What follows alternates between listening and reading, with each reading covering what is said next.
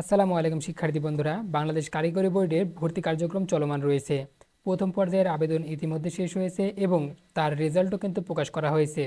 প্রথম পর্যায়ে যারা আবেদন করেও কোনো কলেজে চান্স পাননি অথবা ওয়েটিং লিস্টে রয়েছেন এবং দ্বিতীয় মেধা তালিকার জন্য বা দ্বিতীয় পর্যায়ে আবেদন করার জন্য যারা প্রস্তুতি গ্রহণ করছেন, তাদের জন্য মূলত আমাদের আজকের এই ভিডিও।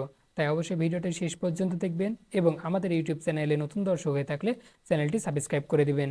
প্রথমে আমরা জানাবো আপনাদের কবে থেকে আবেদন কার্যক্রম শুরু হবে। দ্বিতীয় পর্যায়ের আবেদন কার্যক্রম যদি দেখতে চাই, তাহলে আমরা যদি সেটা উল্লেখ করি নোটিশটি এখানে লক্ষ্য করুন। দেখুন, দ্বিতীয় পর্যায়ের আবেদন শুরু হবে 9/7/2024 হতে 11/7/2024 রাত 9টা পর্যন্ত দ্বিতীয় পর্যায়ের আবেদন চলবে এবং একই সাথে প্রথম মাইগ্রেশনের ফলাফল কিন্তু প্রকাশ করা হবে 15/7/2024 তারিখে এবং অপেক্ষামান তালিকায় যারা অপেক্ষামান আছে, ওয়েটিং লিস্টে রয়েছে, তাদেরও ফলাফল প্রকাশ করা হবে দ্বিতীয় পর্যায়ের সাথে, অর্থাৎ 15/7/2024 এই তারিখে কিন্তু প্রকাশ করা হবে। তো আবেদন চলবে 9 থেকে 11 তারিখ পর্যন্ত। এখন প্রশ্ন হলো, আপনাদের আবেদন প্রক্রিয়াটি কেমন হতে হবে কলেজে চান্স পেতে হলে? চলুন সেটা এক নজরে দেখে নেওয়া যাক। পলিটেকনিক ভর্তি 2024-এর দ্বিতীয় পর্যায়ে চান্স পাওয়ার উপায় বা দ্বিতীয় পর্যায়ে আবেদন করতে হলে কোন কোন দিকে খেয়াল রাখতে হবে সে বিষয়ে আমরা আলোচনা করব। এখানে প্রথম উপায় বা প্রথম যে কাজটা আমরা অনেকেই জানি কিন্তু করি না, উপায় বলতে এখানে আমরা বুঝিয়েছি যে যে কাজগুলো আমরা জানি কিংবা করি না কিংবা যে কাজগুলোর দিকে আমাদের নজর রাখা উচিত সেগুলো। প্রথম উপায়টি হলো, আমরা অনেকেই কী করি, আমাদের রেজাল্ট খারাপ কিন্তু আমরা একটা ভালো কলেজে একটি ভালো সাবজেক্টে আবেদন করে ফেলি। এটি আমাদের প্রথম ভুল। আমার রেজাল্ট কি সেটা আগে দেখতে হবে এবং পূর্ববর্তী বছরে ওই কলেজে কত মেধা তালিকায় নেওয়া হয়েছিল, অর্থাৎ কত পয়েন্ট পেলে ওই কলেজে চান্স পাওয়া গিয়েছিল, এই বিষয়টি অবশ্যই নজরে রাখা উচিত।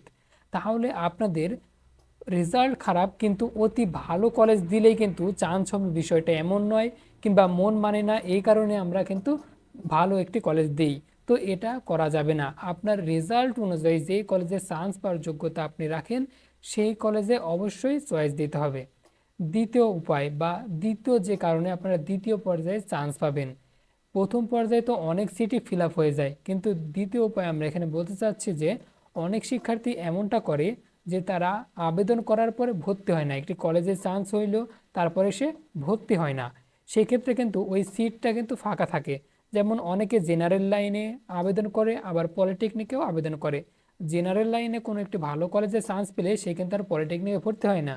আবার এরকম অনেক শিক্ষার্থী রয়েছে যারা পরবর্তী সময়ে যে কলেজ নিশ্চয়ন করতে হয় এ সম্পর্কে তারা জানে না, যার ফলে সেই কলেজে আসন সংখ্যা ফাঁকা হয়ে যায়।